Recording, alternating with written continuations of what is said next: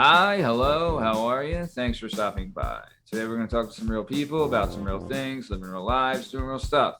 This is the Working Perspectives Podcast Weekend Pop-In. I'm Matt Lavelle, accompanied by Party Boy Pete McCormick, Stunning Steve Cabot, and Dangerous Diana Spencer. Party Boy Pete, how are you feeling? What's going on, Matty? You ready to do this thing? I'm ready to rock and roll, buddy. Love it. Strong Stem Steve Cabot, how are we doing, my man? As always, overheated, overworked, and tired, but we ready. Love it, love it. Dangerous Diana, how are we today? What's up? I'm all right. I'm doing good. I had a good day. Good. Glad to hear. Hopefully we can make it better. You can find all our episodes and all our content on all podcast platforms and YouTube at the Working Perspectives Podcast. You can hang out with us on Instagram at Working Perspectives Podcast and follow us on the Twitter and the TikTok at Working P Pod. If you'd like to be a guest on the show, please email us at workingperspectives@gmail.com. All right, let's get this thing started. Let's go. It's our objective to be effective by voicing societies.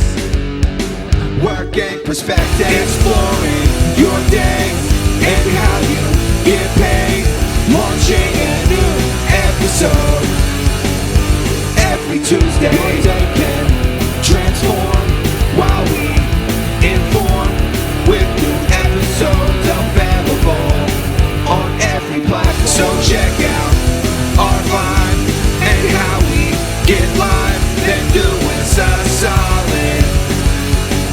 Share and subscribe. Would you share it? Would you share it? Would you share it? Working Perspectives.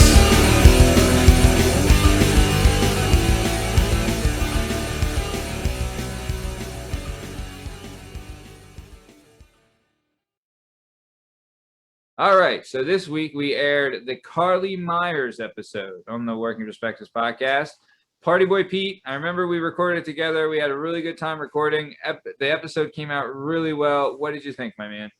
Oh yeah, I love the Carlee episode.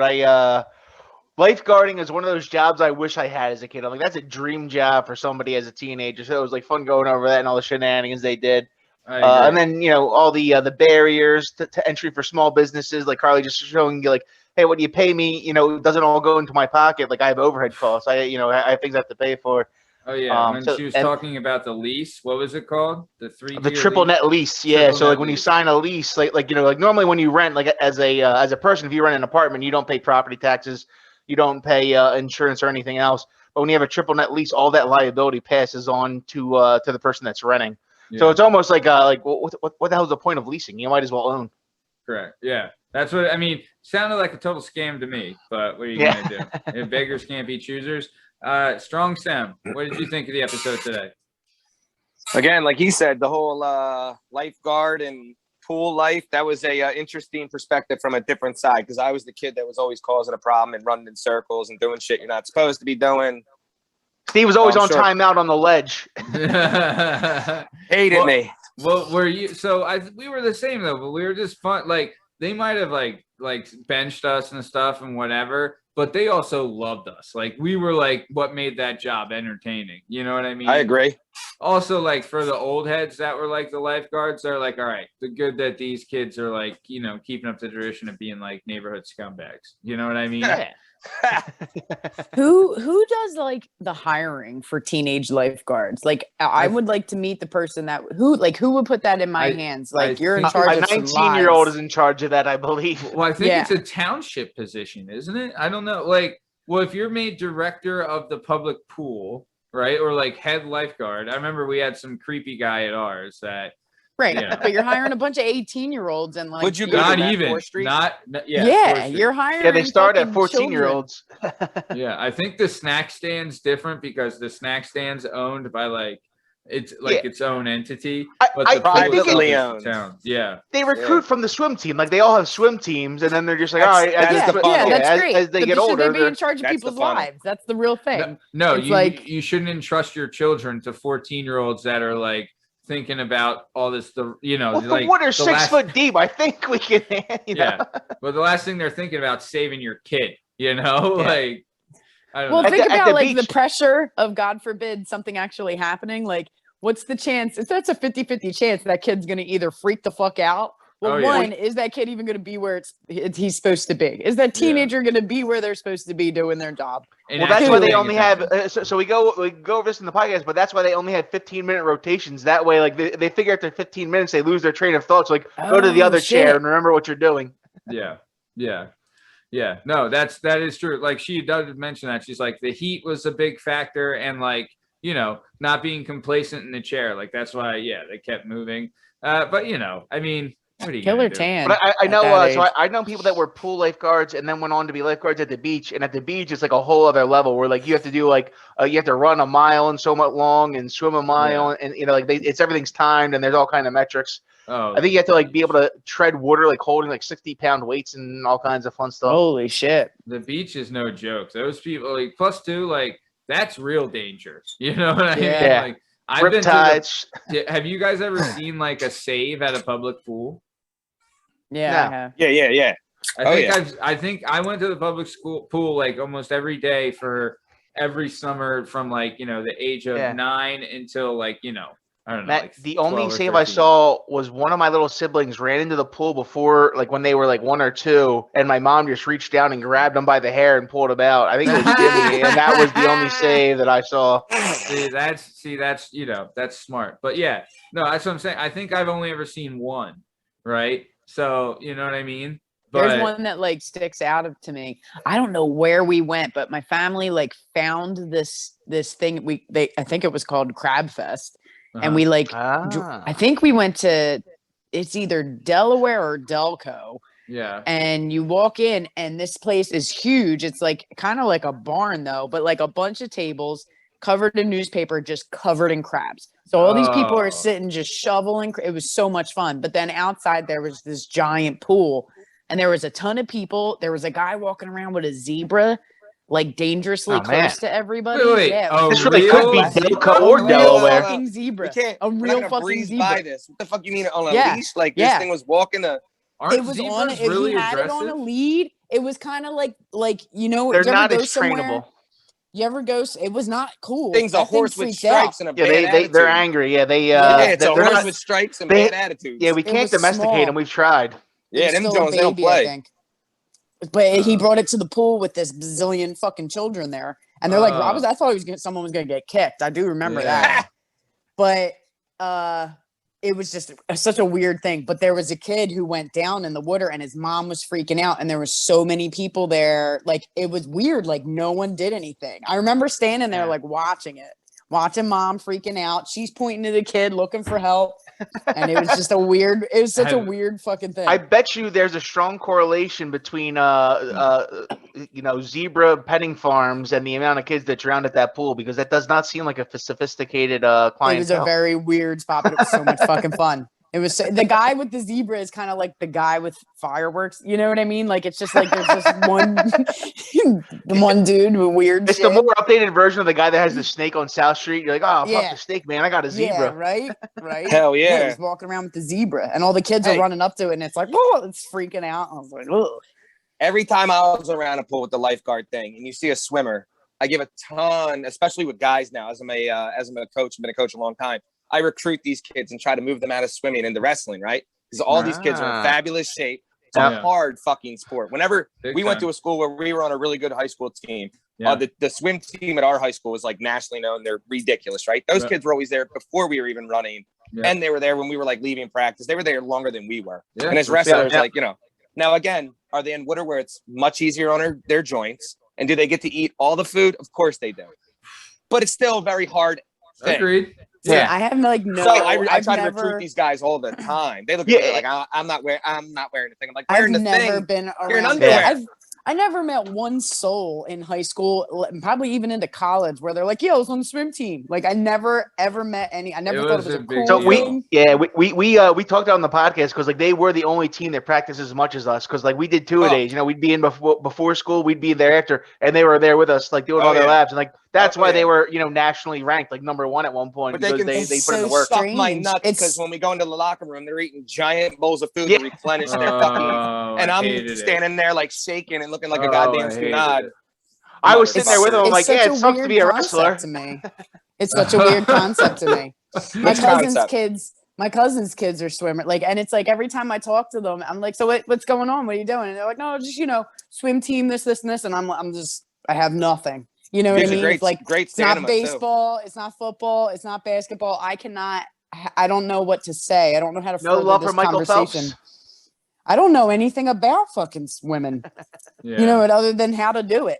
All That's I know about is that Chase Michael Phelps. Phelps probably has the biggest bong rips in the history of like Oh, his hell yeah. lungs and must be humans. ridiculous. So when we were back in the day, there was a superstar on my year, water polo guy, right? We would go in the pool room to mess around, practice. I jump in the pool. I'm a very good swimmer. I'm like messing around, telling him I'm going to drown. And buddy's laughing, going, "You know how easily I could kill you?" And I'm like, "Yeah, stop. I'm a very good swimmer." At, Steve? You're This good at guy everything. This guy pushed me under with one hand and brought me seconds within my life, and then like kind of let me back up and pushed me back down again. Just these water polo guys. That's the hardest one. The water polo. That was another one that we got into. Was pretty. It was the whole Nuts. water polo and how fucking ruthless nuts. they are. They're They brutal. don't. Dude, they drowned you in that shit. They just hold you under. And They sharpen their toenails so they can slice your toenails underneath the water, What? slice your legs up. Yeah. Yeah, I It's couldn't What? believe it. crazy. Again, I thought it was just swimming until you meet some of these guys and I see what's going on. I'm like, holy shit. Imagine, Like got can't see under the dagger water. toenails? They go real nasty with it. Yeah. dude, they'll kick the shit out of you under the water and like Mhm. ball tap you. Oh yeah,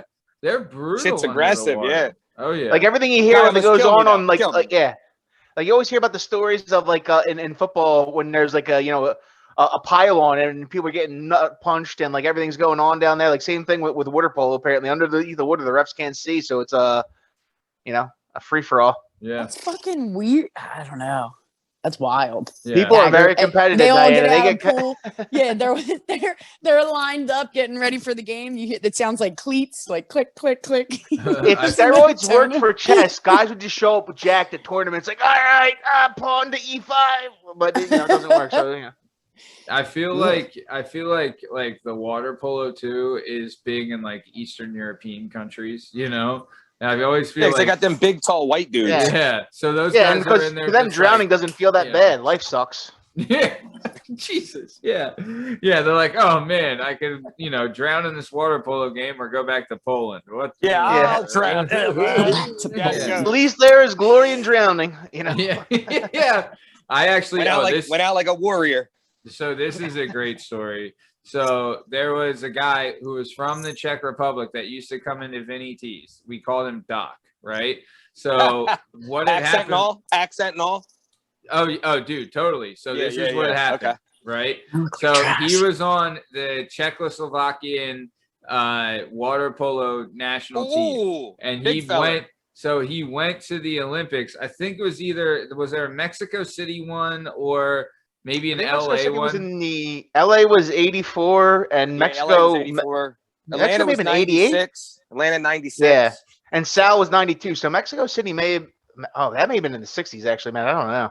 Let me look it I up. don't know. Well, either way, I think it might have been Mexico City, if I remember correctly. Byrne would know. But either way, he goes to the Olympics, right? And then doesn't go back to Czechoslovakia, or it was the Czech Republic at the time, right? Doesn't go back, goes to America illegally, right?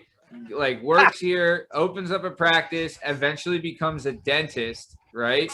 And then his best friend, who was in the Czech Republic, died. So hold on. You said he was leaving the Czech, right, in the 80s? This was actually I just looked it up. It's 68 was the Mexico City Olympics. So it was, but that time's up because that's when it been Eastern Europe would have been fully underneath the Iron Curtain and everything. So he didn't just leave, Matt. He probably clawed his way out of this fucking country to get to it. I can imagine his story to get here. So he went exactly. So he went. Brutal. He was on the national water polo team. Goes to Mexico City for the Olympics. Ran in Mexico and didn't get back on the plane. Correct. Doesn't go back. Defected. Stays in Mexico. Defects to the U.S. Gets a job. Gets asylum at a consult. Eventually gets his doctorate where he opens up his own dental practice. Right. Then his best friend back in the Czech Republic died, and he had made a pact with his best friend that if he dies, he would take care of his best friend's girl, right? So not kids is wait. Just his girl, not his. Like they don't have kids. They don't have kids. Well, then, what do you mean by take care of? How are we taking care of her? I'm confused. Anything she wants me to do? He paid for her to come to America. He Okay. then married her. Of and course had, like, he fucking marries her. Okay, now I get it. And married her, and they have like kids and stuff. Yeah, yeah. All right, that's a cool and I thing. met them, and they're nice. They're like really cool, you know. And I guess But it's cool. guy, I don't know. Here's the thing: if that was my girl, don't either of you two fucks go near my girl when I die. You fucking hear me? Don't you two fucks go near her? What if you wanted to protect her and give her a good life in America? I agree. You know, I agree. That's I what agree. he was Absolutely. doing. I'm being a dickhead. I agree. No, that's great. I agree. Well, you know, it's great. It's interesting when you look up those stories about how people defected because, like, when they were at the Olympics, they had Puig's stories and shit. Yeah, they have chauffeurs that follow them around everywhere, so they have to like make contact with an American or an Englishman or somebody, you know, that was like in part of NATO, and then like let them know and be like, okay, like, you know, here's my one window to escape. I have 5 minutes on Thursday that you can get me out of here. But then if you miss it, then you're off to the gulag. Yeah. And I'm gonna slaughter this. I think it's called like wet foot, dry foot, or some shit. That's Cuba. Law. Yep. Yeah. Hey, if you can walk from Mexico in, no problem. But if you come in a boat, they have to stop you. But if you like walk from Mexico into America on land, that's it's actually some weird loophole for just, of course, political refugee or whatever it is. However you can declare yourself. Basically, wet foot, dry foot is like. Well, if you're from a communist country, if you get your feet on U.S. soil, then they won't send you back. But if they catch you in the boat, then they'll send you. I think it's crossing because they send a lot of people back. So you go to detention camp, then they send your dumb ass back immediately. Yeah, but it's specifically for communist countries, and it has to do like once you get on U.S. soil, then they won't send you back. But if they catch you on the boat on the way, wet foot, dry foot. Yeah, I think you're wrong. I think you can walk through Mexico. That's the way. That's the wet foot. If you come through on a continent and you declare yourself by moving from one continent to another, specifically Mexico, the southern border, you're allowed in. But if you come from any type of craft and they see you coming in on a craft from the water, that's where you're out. I think it's that. Because I remember they went over on Rogan. You can walk in, but you can't. Yes. How fucking stupid is that? So a lot of big things like Asia, like Puig got smuggled into Colombia, and then Colombians brought him up through Mexico, and that's who showed up at the hotel with the Dodgers, and there was like assassins to get him and shit. That makes sense. I'm looking it up right now. It has to, yeah. So like basically, I said like if they catch you in U.S. territorial waters, that's wet foot. So then they send you back. Yes. But if you're on U.S. land. So like this thing is like once the boat reaches the shore, if you get on U.S. land, then you're good. Okay. Yeah, you're right. But if they catch you in the water, then they send you back. Because that was the whole Elian Gonzalez thing. Remember that when we were kids? Elian Gonzalez. Isn't that but he was a kid. Isn't that kind of like a tactic Syrians were using? Was it this people from Syria? Are they called Syrians? Making shit up. The people from Syria, weren't they going out on rafts and then like popping the rafts so they could be, because they needed to be rescued? Like if they showed up on the raft, they would have got sent exactly. back. Yeah. So that was the thing. Like what? Like if you're on a boat, because the Syrians are a bunch of people in Africa, Middle East. They were going to Europe, and so like Italy and all these countries, Spain. Basically that was this thing. Like if your boat was sinking, they had to rescue you. They could bring you on the land, and then you could claim for asylum. Whereas if your boat was functional, then they could just turn you away with guns and be like, "Hey, you got to turn around. You can't come into the port." Yeah. So that's it. Like that's like a thing that's like I don't want to say it's as old as time, but that's always like the big problem with immigration. Dude, I would love to see the kind of shit that's happening in international waters right now. When I was 21 or no 20, we were down to visit a buddy in South Carolina on Myrtle Beach. Went on one of them casino boats. They go out for. There was a fucking hurricane. We're out there. People were throwing up. All the money was falling off tables and shit. Oh my God. All of a sudden, you get 2 miles out. And everything's legal. Oh, yeah. There's just whores running around. There's prostitutes on the boat. Steve, do you remember what was the movie with dudes playing dice and shit? Well, what's that movie? The Scorsese movie with Leonardo DiCaprio, Gangs of New York, right? Yeah. When they take the boxing match out onto the like, how far out until we're no longer in this city, and then we can do whatever boxing matches we want. Anything we want. Yep. It was crazy though. That was fascinating. Nuts. So boxing back then was illegal, right? Pugilism, right? Mm-hmm. So I read this book. For good reason. When you look at those bare knuckle a lot of people died. Like every day people are dying in these matches. How dare you? Well, there's a lot because they went to knockout. There was no and you're also choosing to do that. Well, so imagine this, right? The rules were this. that I believe it was the rounds ended when I think they were like 1 minute rounds, right? And Those then title fights that went like 100 rounds, right? exactly. But It's then fucking crazy. imagine this, right? If you knock a guy down, right? If you knocked a guy down, the person who knocked you down is allowed to start hitting you as soon as your hands leave the canvas. So that means you're gonna be on. Yeah, hell they're yeah. on all fours like this. So wait. So the person punches down and Yes. fucking obliterates them. Yeah, Like, that's yeah. like the end of Cinderella Man, where Maxie comes in to finish Such him a good off, and he movie. like, yeah. Oh. Where you're just sitting there and he bides him in. He's like, as soon as I lift his hand up, I'm coming up with the uppercut because I know he's coming in for the kill over top. Yep. And there was still a ref there who was separating him, correct? Correct. Well, he was. And now this ref says, "Ready, set, go." Well, like he's holding because the I guy can't back. hover on him. I can't hover on him because the rep will back me up. Correct? Oh yeah, you can stand right there, and the guy's looking at you like, huh? As soon as he lets the hands go boinga. I but also, understand if you were a ref back that then, ref's a jabroni who needs that rep needs to get me in the fucking corner. I mean, in But the see, in the the thing turn is, like, of back the then, 19th century, if you were a ref, there was referees the yeah, there All was a paid off. very good chance you were going to get stabbed by a guy that bet on the guy that you True. made the call against. True. They were just Same like, there, oh, yeah. you stopped that, and I just lost $100. Stab. Plus, there's no commission, so they weren't checking to see if they were like wrapping brass knuckles in their hands or holding like a short lead pipe in there or something. Yeah. Like, no. I have a pair of brass knuckles in my purse. Yeah. Oh, there we Didn't go. you get them from Gary? Hold on. Here's the thing. Hold on. I have a for my problem. I have a birthday. problem. It was a birthday gift. I have an issue. This is a fucking issue. Hit me. Who told you that you throwing brass knuckles at a tough guy is gonna do a goddamn thing? Who told you that? Oh. They're steering you wrong. They're steering you wrong. That's It's not gonna me walking home. It's me walking home with Get a some lot mace. of cash in the middle some of the mace. night with just Or a them on knife. in my pocket. That's From not my gonna car do. to my That's not house. gonna do anything to a big dude. I mean, I'm just being like I always see like the girls You act like self-defense I classes. fight clean, like I'm going in the box. I'm hitting punch him in the nuts I'll with that, fucking yeah, throw it at him. Yeah, Yeah, if throw the it at dude- him. if the- Fair enough. Fair If the enough. dude were to tackle her, she would be on top, or he would be on top, and she's punching right in the dick. I'm assuming. Fair enough. You go for the dick, that's going to help. Yeah. Don't ever let someone tell you that there's like moves and all this karate self-defense shit. Yeah. No, Bullshit. run. Kick him as Run. hard as you can right in the dick. Nutsacks. I Right do there. have a feeling Run. though that whoever is going after Diana isn't expecting the brass knuckles to come out though. Like it'll be like a nice little surprise. Oh, dude, I used to have a baton, right? One of those retractable batons. And so I worked in Nancy Germantown. Kerrigan over here. We got Dude, young that Nancy one's- Kerrigan. That one scares people. I was working in Germantown. I was in the middle of the hood, and I had to go down this rape alley to get to my car, and it was just the Old fucking rape worst. alley. Yeah, Never a good idea. Yeah. Mom, my dog's gonna howl. Stop. So I would walk down this rape alley to get to my car, and daylight savings just hits like 6 o'clock. It starts getting dark.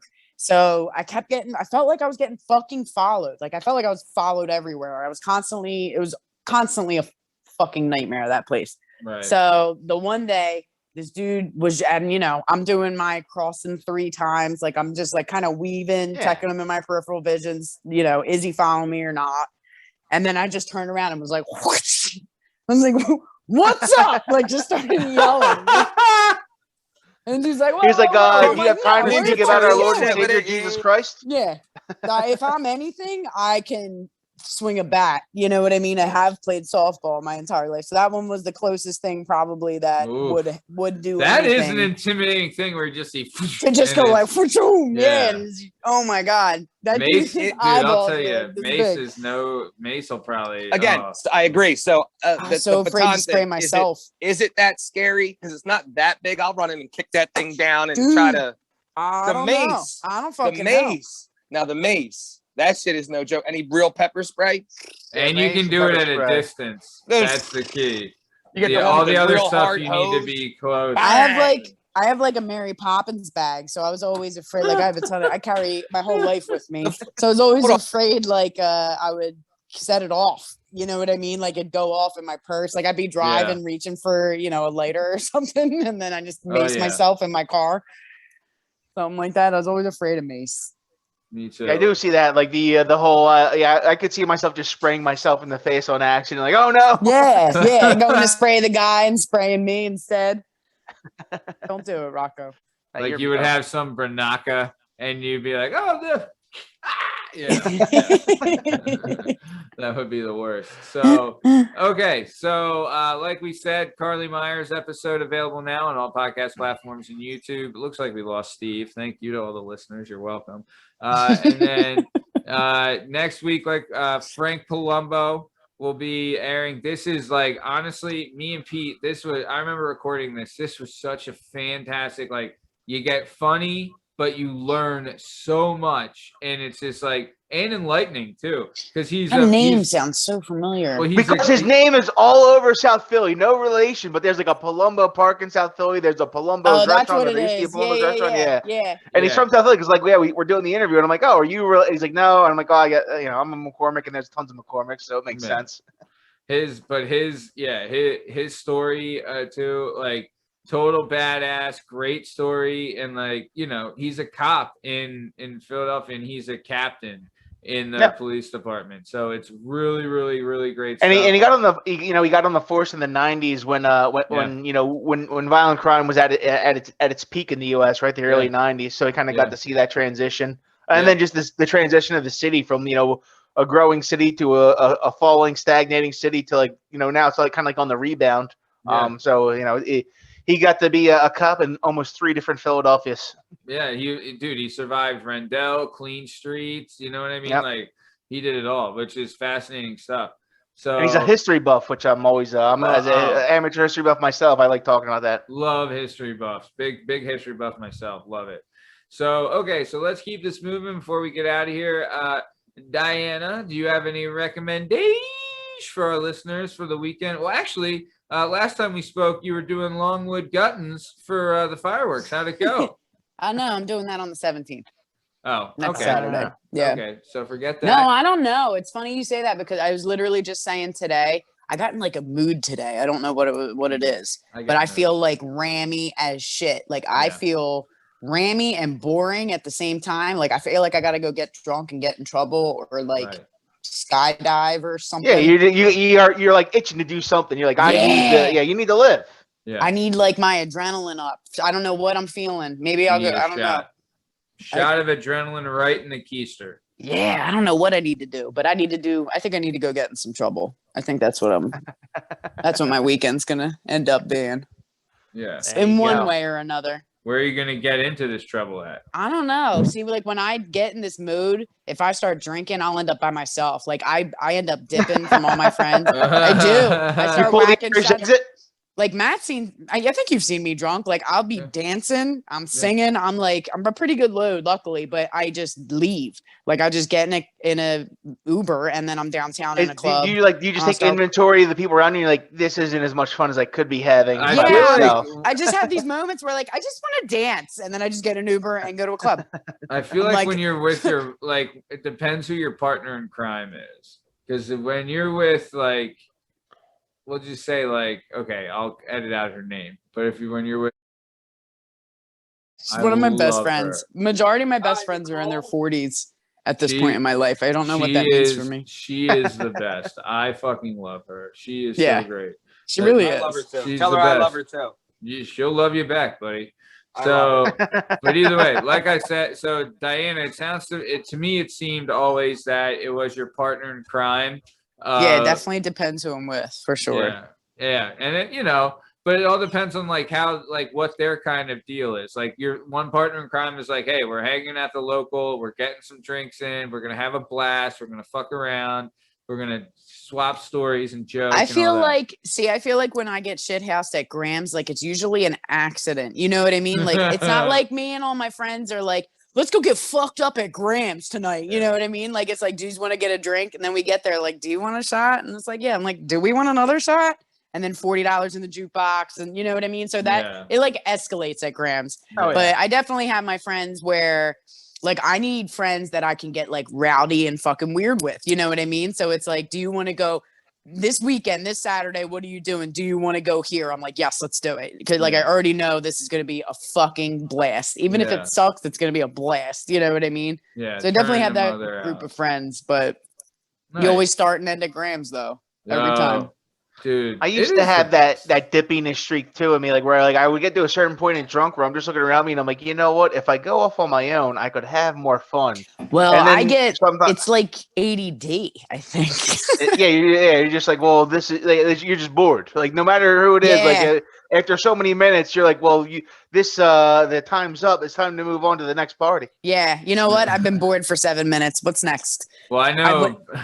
That's why I used to love being in college when you could just like walk around Drexel and Penn's campus looking for a house party and know that if I had $5, I could get it anywhere. Yeah, and that's what I was just gonna say. So when I went to New Orleans for the first time, I Goat hit, City. As soon as have you guys ever been there?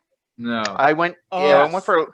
Yeah. Yes. We need to do a podcast trip down to fucking New Orleans because it's a blast. But a wild place. The first time I saw I remember I was there for a bachelorette party. We were already pre-gaming. We get to Bourbon Street for the first time. And I'm like standing in the middle of the street at the end of Bourbon Street, just like taking it in. Yeah. And it's just like bar. Every bar has different music, karaoke, male strippers. They all different drinks. DJ. They're all to go. I mean? I immediately shared my location with everybody. I was like, I'm going to end up getting lost. It's going to happen. And then it did. It did not take long for me at all to be like, I'm out and just in and out of all these bars. I made so many friends. It was shit house. My friends were freaking out looking for me. You know what I mean? It's like I shared my location and told you I was going to do it. And then it's different music and live music and every single place. It was crazy. Yeah, I love New Orleans. Actually, took my parents.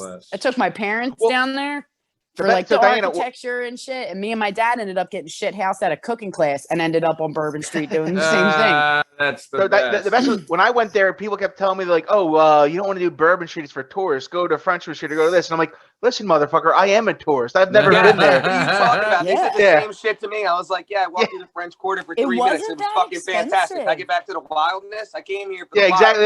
Like I did the Frenchman Street thing, walk for a minute. I'm like, all right, this is great. I'm like, but on Bourbon Street, every other place I can get a Hurricane and Irish Rose coffee. Yeah. I'm like, there's always like a new band pulling up. There's artists everywhere. Like, and then there's just like going on and shit. Yeah, and then you just have the drunk people that are just like, you have the zombie modes where I'm just like, let me just see what's going on. How far can he make it? Yeah. Did you guys, well, like so I have anxiety, right? It's not even next morning. It's like the minute my subconscious sobers up, I'm like in a dead ass sleep. What like, the fuck? You know what I mean? Like checking Barstool, like just totally worried. Who got video? At 36, I had those reactions about things I did when I was like 19. I'm like, what the fuck did you do? Why did you do that? No, what is anxiety? Thank God they didn't have the cell phone video when we were young. Yeah. Thank God. I hate it now. Dude, I smashed someone's phone to pieces at a bar downtown because they were videoing me. I was drunk. He's in front of me with his phone.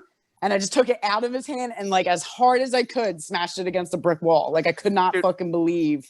One time back in the day, I wake up with anxiety. So like I wake up hungover. You know what I mean? It's like the minute I sober up, I wake up like, oh my God, what did I say? Did I offend that person? What did I do? Yeah, that's what it is. I think it's because we went to Catholic school. Yeah. I wake up immediately like, what did I do last night? And then it's an all day thing. Like I got to shake it off.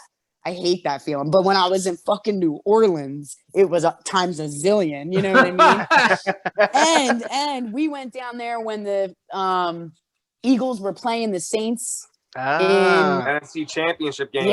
Yeah. So we were there that week. So I was on the fucking Philadelphia Fox News. They got all of us on the news. Drunk, you know what I mean? So I'm like, oh my God. Not only am I down here acting like an asshole, I'm on the fucking news at home. Oh, you know what I mean? Like, yeah, we thought you didn't know what Diana was up to this week, but so we thought we'd bring you live from New Orleans. Everyone at work, Diana took a week off. Diana, tell everyone about your shame right now. Oh my God. Well, then I come back to work. They're like, oh God, you guys were having fun. I was like, yeah. Thank God they only saw. Like I licked a stripper's abs. I think, and he tasted like cocaine. Like it was just. Oh my God.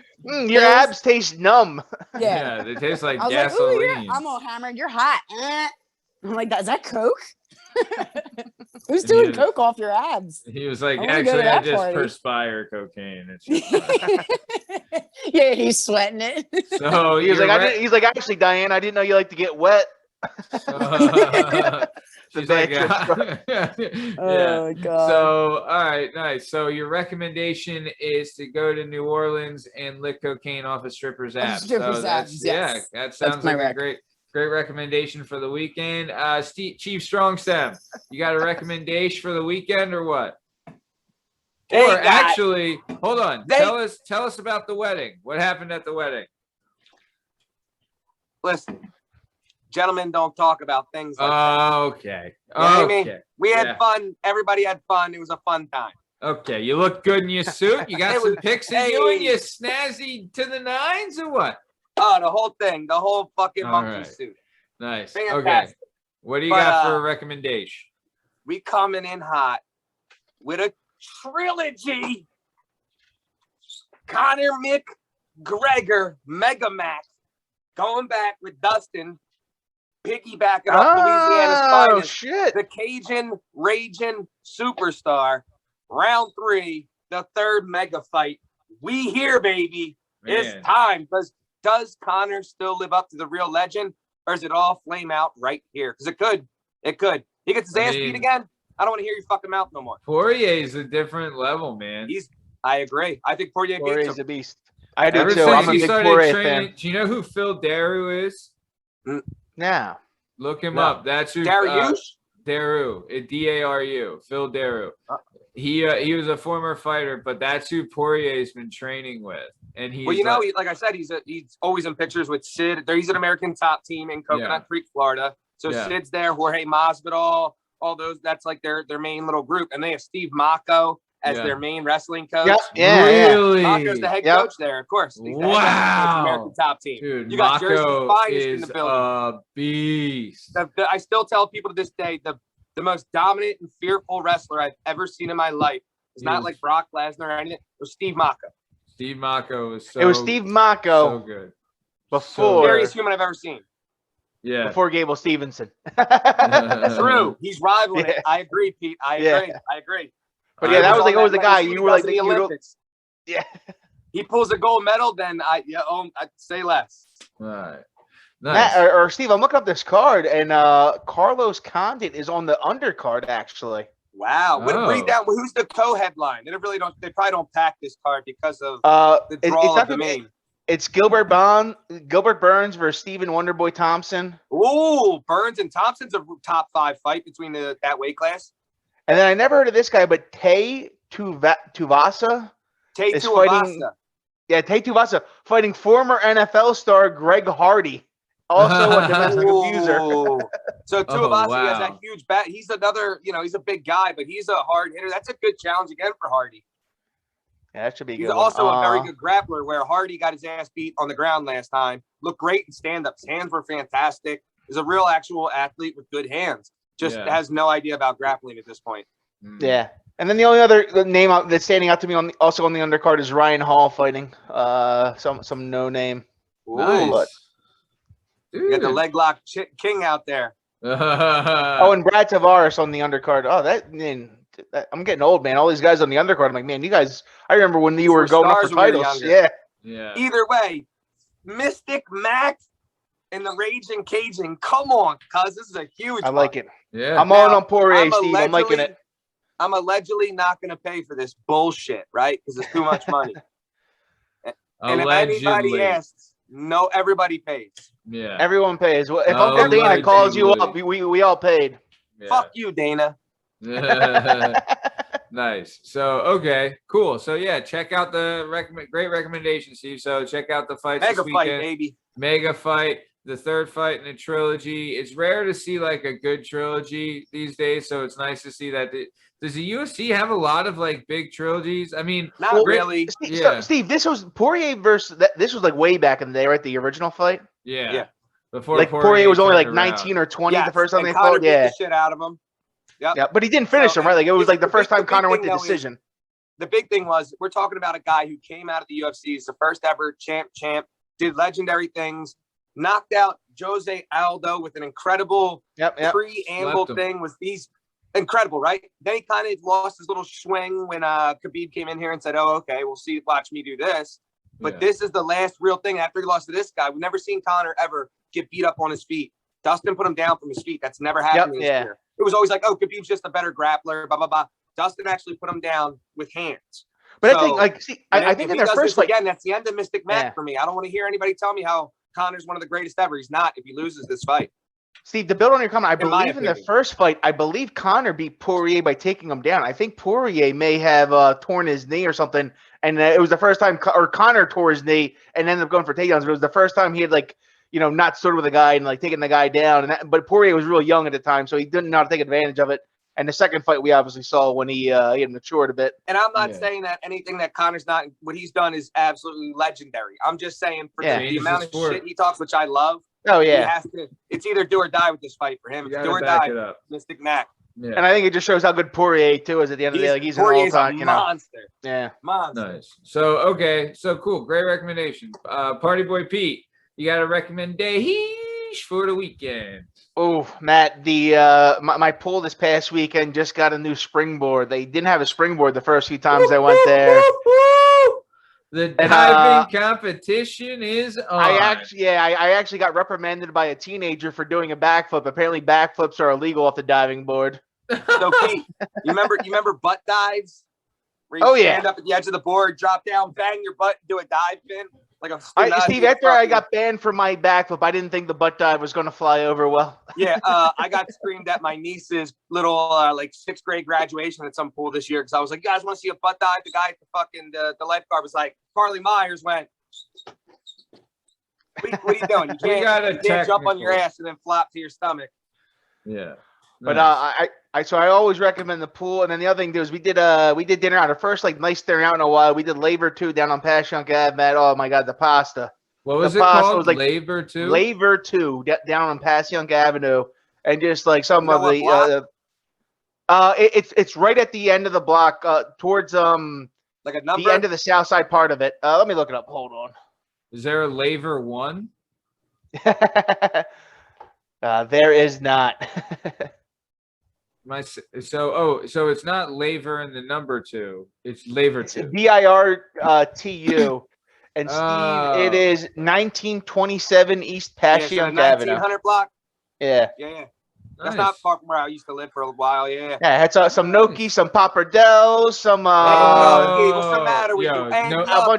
A bunch of stuff I can't even pronounce. I can't pronounce most of the stuff that I have. It's it was always delicious. good when you can't pronounce it. Oh yeah. Nice. Great recommendation. Okay, so Labor 2 for a little gnocchi and some pappardelle and a little bit of They got wine on draft too. Nice. All right. Cool. Okay, perfect. So we're coming to the top of time here. Dangerous Diana, anything you want to say to the dozens and dozens of your OnlyFans fans before we get out of here? Yeah, I'm raising my prices. I'm sorry, everybody. Yeah, if you want to see her feet, you're gonna have to pay up. Hey, all right. Hey, Sawzalls ain't cheap. Yeah. These supply shocks are getting out of control. First gasoline, next lumber, and now Diana D's. You know, this is getting ridiculous. What was that, D?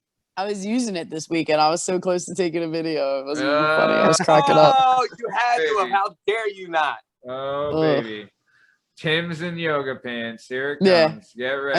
So just because it's on my mind, like I think I have to talk. Like I found this out. Apparently, there are guys that run OnlyFan pages of girls that didn't like get traction on OnlyFans, because apparently, like you have to like put some effort into this. So there are guys that'll go through OnlyFans and they'll look for girls that like did it for like a week or two and then didn't do well, and they'll compile the 3 pictures here and the 4 pictures there, and then make a mega account and promote it all over and make money off of these. It's crazy, yeah. Wow. So if you're going to go on OnlyFans, make sure you copyright your material and do some DMCA claims when someone comes in. If you don't, I'm about to. Yeah. Yeah. Nice. All right. Good. Strong Stem, any recommendation anything you want to say to the dozens and dozens before we take off? Drink lots of water. It's hot out there, fellers. Great tip. Dude, it's hot. It's a great tip. It's too fucking hot. I drank 400 bottles of water and them stupid ass Gatorades that act like they're Pedialytes, but they're not Pedialytes. So don't give me the whole, it's $2.39 a bottle. Whatever. Yeah. Fuck you, Gatorade. They're a lie. Yeah, and they're not sponsoring this show. So there you go. No, fuck you, Gatorade. That's why I pour salt into my own order and make my own Gatorade. Fuck you. Yeah. So, all right, Party Boy Pete, anything you want to say to the fans before we take off? Just party on, party people. Party on, party people. Let me hear some noise. Love it. All right. Well, this has been another episode of the Working Perspectives Podcast Weekend Pop-In. I'm Matt Lavelle, accompanied by Dangerous Diana Spencer, Stunning Steve Cabot, and the Prince of Party, Party Boy Pete McCormick. You can find us on all podcast platforms and YouTube at Working Perspectives Podcast. You can follow us on Instagram at Working Perspectives Podcast and hang out with us on the Twitter and the TikTok at Working P Pod. If you'd like to be a guest on the show, please email us at workingperspectives@gmail.com. All right, this is the end of the show. Have a great weekend. See ya. It's our objective to be effective by voicing societies. Working perspective, exploring your day and how you get paid. Launching a new episode every Tuesday.